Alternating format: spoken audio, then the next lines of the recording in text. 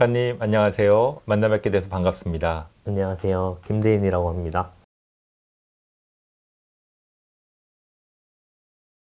작가님 소개를 좀 부탁드릴게요. 저는 현재 회화 작업을 위주로 하고 있고 사람이 무엇을 바라봐야 되는지에 대해서 작업하고 있습니다.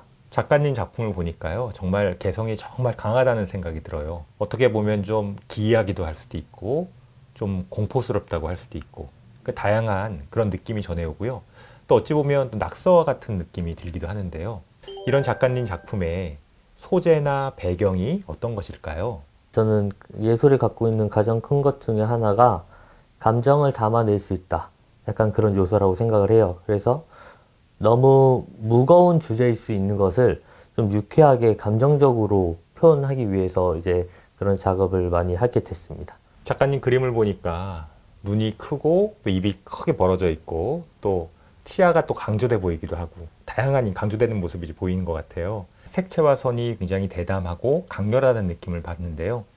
어떤 의도나 의미가 있을까요? 이런 데는요.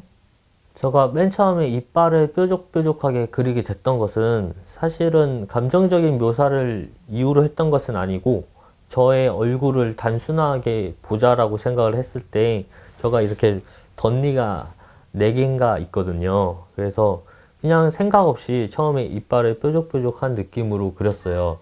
저는 상당히 날카롭고 되게 신경질이 많은 사람이었거든요.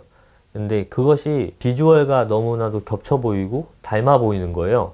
또 눈 같은 경우에는 나를 봐달라는 마음으로 처음에 눈을 되게 크게 그렸어요. 눈이라는 것 하나만으로도 모든 감정을 표현할 수 있다는 것을 또 발견하게 되더라고요.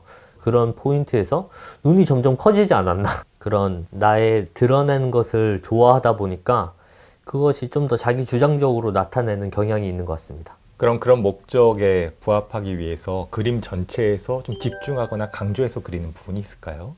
저가 그림을 그릴 때 요즘 보면은 힘든 표정일 때가 많아요. 근데 그게 누군가에게는 공감을 할 수 있는 교집합이 될 때가 있다고 느껴지거든요. 그 감정적인 것을 표현한다는 게 예를 들어서 애통해하는 사람이라던가 화가 나 있는 사람을 표현할 때 그 감정이 어떨 때 드러날까? 예를 들어서 누군가에게는 맛있는 음식을 바닥에 떨어뜨렸을 때 애통할 수도 있고 또 누군가에게는 진짜 사랑하는 사람이 떠났을 때 그 애통할 수도 있잖아요.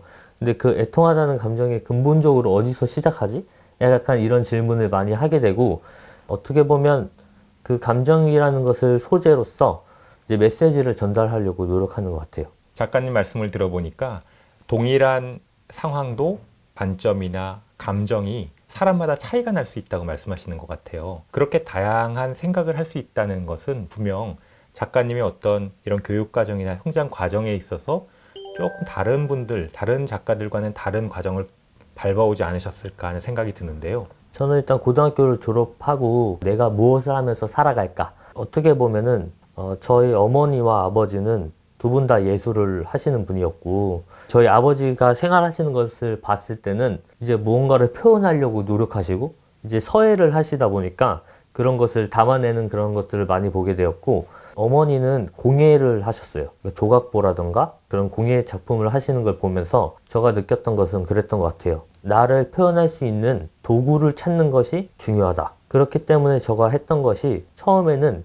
음악이에요. 저에게 다가오는 것은 나의 감정을 표출하는 도구로서 너무 적합하게 느껴진다. 제가 이제 음악을 할 때 CD를 친구들이 가져오면 거기다 그림을 그려줬거든요. 너도 나도 가져와서 그림을 그려달라고 하고 저는 그것을 그리는 게 너무 재밌는 거예요. 아, 요거는 내가 재밌으면서도 하고 싶은 걸 할 수 있겠다 해서 이제 디자인을 하게 됐죠.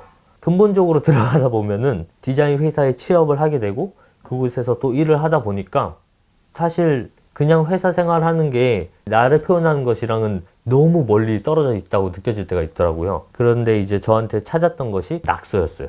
그런 생활을 하다가 그냥 장난으로 낙서한 그림을 인터넷에 올렸는데 사람들의 반응이 너무 좋은 거예요. 아, 이것을 해볼까 하다가 누군가가 불러주시기도 해서 전시도 하게 되고 그런 거에 있어서 이제 기쁨도 느끼면서 그림을 그리게 된 시작점이기도 하고 전형적인 코스는 아니기도 한 것 같아요. 작가님 작품을 보면 각각의 작품들이 사실 바라보는 사람의 관점에서는 동일한 감정을 갖지는 않을 것 같다는 생각이 들어요. 예를 들면 이 그림인 경우에도 어떤 사람은 슬픔을 느낄 수도 있고 또 어떤 사람은 기쁘거나 행복하거나 어떤 분은 또 추하거나 다양한 감정적 그런 일깨움을 받을 수 있을 것 같은데요.